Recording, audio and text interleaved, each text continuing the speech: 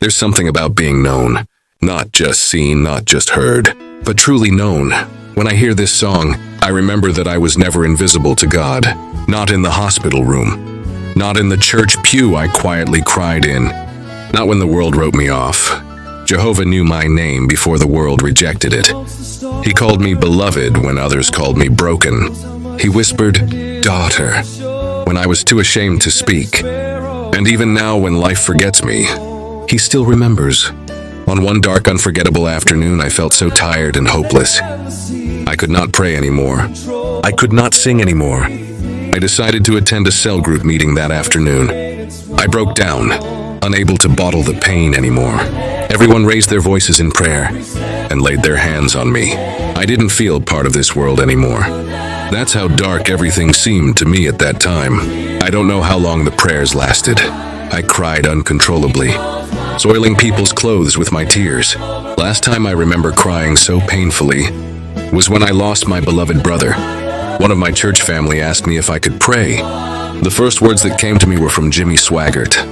Jimmy Swaggart's song titled, "He Knows My Name." Without thinking twice, I closed my eyes, sobbed, and prayed the song. I sang the first verse and the chorus. Next, I found myself in a hospital bed. As I opened my eyes, I saw a huge helium balloon captioned, Jeremiah 1 verse 5. "Before I formed you in the womb, I knew you. Before you were born, I set you apart." My church friends started gathering at my bedside within a few minutes. They told me that they had been in the hospital chapel praying. I got 100 warmest hugs that day. The love was overwhelming. Everyone seemed so relieved at seeing me and hearing me talk.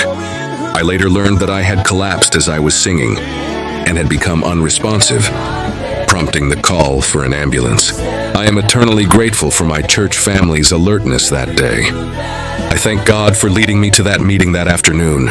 That incident could have taken place when I was alone, in my bed crying myself to death. But Jehovah reminded me again in Jeremiah 29 verse 11. He has plans for me. Jeremiah 1 verse 5 and Jeremiah 29 verse 11.